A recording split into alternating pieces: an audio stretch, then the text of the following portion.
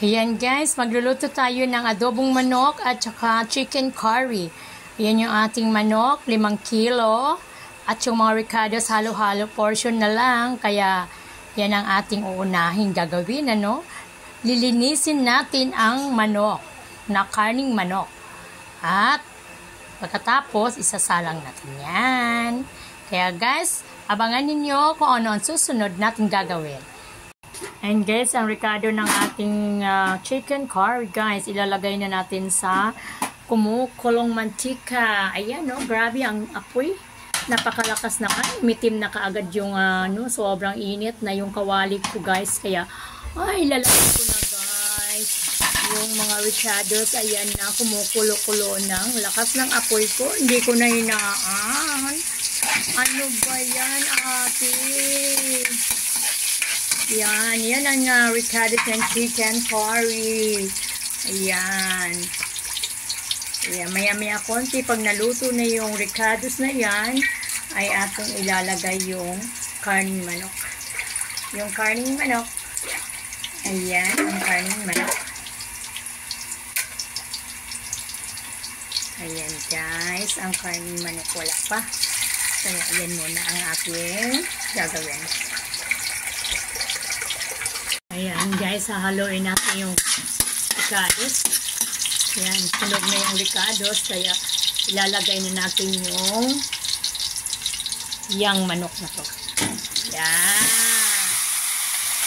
Ayan ang manok na yan. Kaya lagyan natin ng mga ingredients. Konting magic sarap. Ayan. Konting pimenta.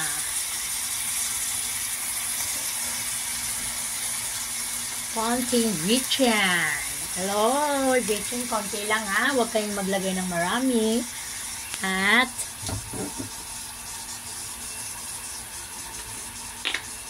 fish sauce. Yun. Yan. Yan guys. Tapos, takluban muna natin. Takpan muna natin siya ha. Yan. Yan guys, ang sunod na ginawa ko sa chicken curry. Hinalo-halo ko siya parang yung kanyang lasa ay pumasok sa karning manok. Ayan guys,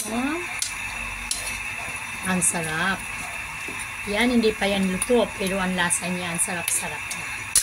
Ayan guys, ayan. Yan ang karning manok na ginawa ko sa chicken curry.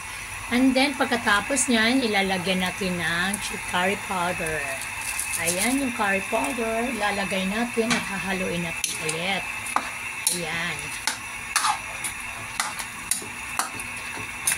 Ayan, maya konti, pag kumulo, takpan muna natin to. Tapos mamaya, pag kulo na naman siya, ma-observe na yung lasa ng curry powder sa laman ng karning manok, isusunod natin yung gata. Yung kakanggata na gagawin natin, ha? Ayan guys. Pabayaan muna natin yan. Habang siya ay kumukulo. Ayan guys, takpan. Ayan guys, ang chicken curry, budburan natin ng bell pepper. Parang lumasa yung bell pepper. Huwag natin isabay yung bell pepper sa karning manok kanina kasi nadodorog siya. Ayan. Pagkatapos nito, ayan na yung karning manok, no?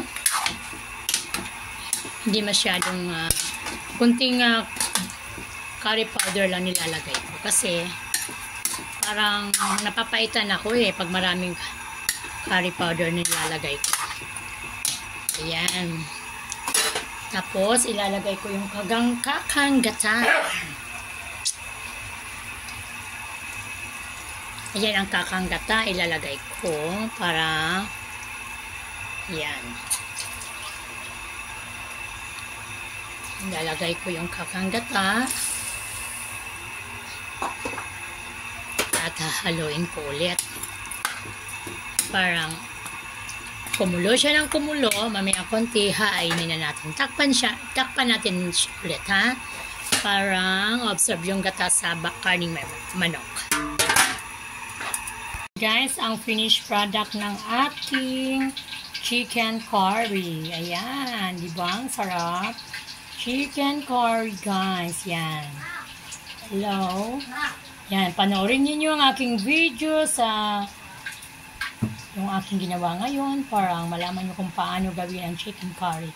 At paki-like, share na lang aking YouTube channel, Bibit Kabasa.